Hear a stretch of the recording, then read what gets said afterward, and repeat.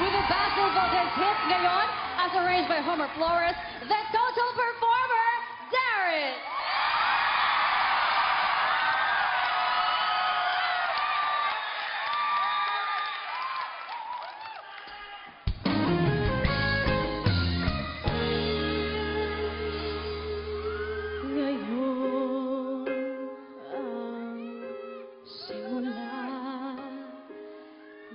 Hiram mong buhay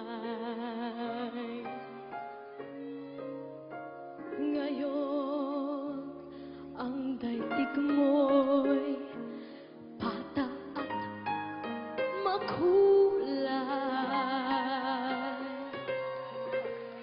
Ngayon, gugulin mo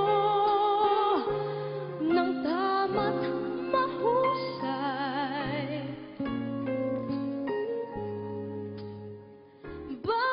Saglit at sandali, magsikap ka't magpunyagi, maging aral bawat mali. Ituring mo kahapon warin sa naginip lang. Ang bukas, pangitain ang ganda'y sa isip lang. Kung bawat ngayon mo sa'yo ay laging sulit lang.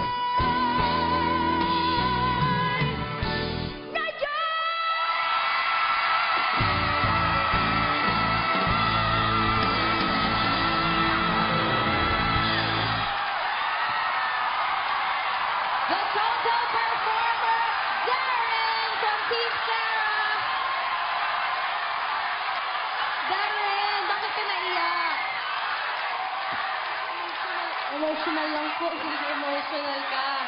Ngayon, titignan natin kung anong masasabi ni Coach Lea sa iyong performance. Coach Lea? Oh, kiddo. Oh, Darren. Sandali lang po. Lahat ibiniyaya na ng Diyos sa'yo eh. Gwapo kang bata, magaling kumanta, may stage presence na malakas. Nasa iyo na lahat. So, sa lahat ng mga iniidolo ngayon ni Darren, ito ay isang babala para sa inyo. Ilalampaso kayo ng batang ito balakas. Ay! Strong words from Coach Lea. Eh, ang yung coach naman kaya, si Coach Sarah. Coach Sarah?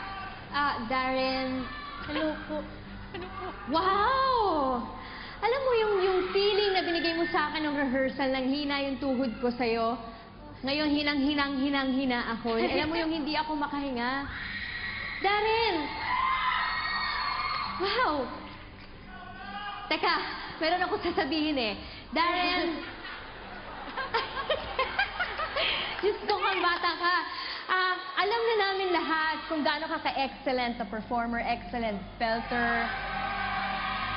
Pero sa kabila ng lahat ng galing na binigay mo, never ka naging complacent, never ka naging overconfident na bata ka. Nagpakita ka ng humility, ng coachability.